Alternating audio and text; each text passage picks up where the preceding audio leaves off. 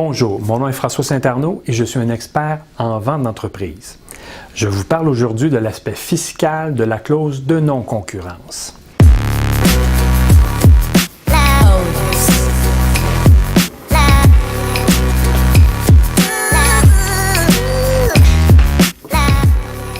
Il est extrêmement fréquent d'avoir une clause de non-concurrence dans un contrat de vente d'entreprise. En effet, l'acheteur de l'entreprise veut protéger l'actif qu'il acquiert contre la concurrence éventuelle du vendeur après la vente. Le vendeur jouit d'une relation très privilégiée avec les clients et pourrait venir ainsi détruire l'achalandage de l'entreprise acquise.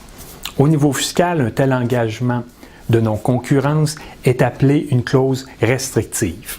Jusqu'en 2003, la contrepartie que recevait un vendeur pour cet engagement de non-concurrence n'était pas imposable. En effet, la Cour d'appel fédérale avait statué dans les affaires Manuel et Fortino que la contrepartie pour une clause de non-concurrence n'était pas imposable. La logique était que le droit d'exploiter une entreprise n'est pas un bien, donc toute restriction à cet égard n'était pas une disposition d'un bien, donc n'était pas imposable.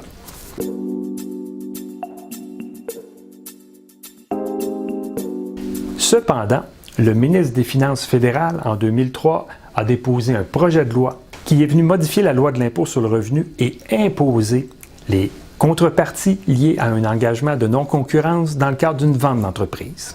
Il s'agit des dispositions de l'article 56.4 de la loi de l'impôt sur le revenu. Ainsi, si le vendeur d'une entreprise reçoit une contrepartie pour son engagement de non-concurrence, il devra s'imposer dans l'année de la disposition de l'entreprise sur son propre revenu. Donc, le vendeur ne bénéficiera pas de l'exonération du gain capital à l'égard de cette contrepartie.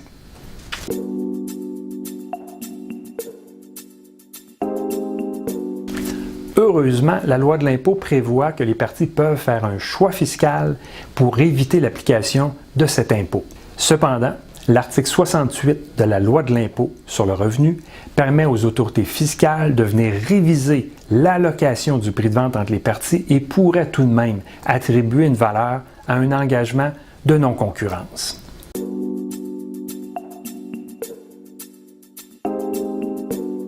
On retient de tout cela qu'il est essentiel pour les parties à une transaction de vente d'entreprise de s'entendre dès le départ sur des conditions spécifiques à l'égard de l'engagement de non-concurrence. Une transaction bien structurée vous évitera d'avoir à payer de l'impôt sur l'engagement de non-concurrence. C'est pourquoi il est essentiel dès la lettre d'offre d'achat d'une entreprise de négocier des dispositions à cet égard. J'espère que cette capsule vous a plu et je vous invite à partager cette vidéo et à souscrire à notre chaîne YouTube. Et à très bientôt!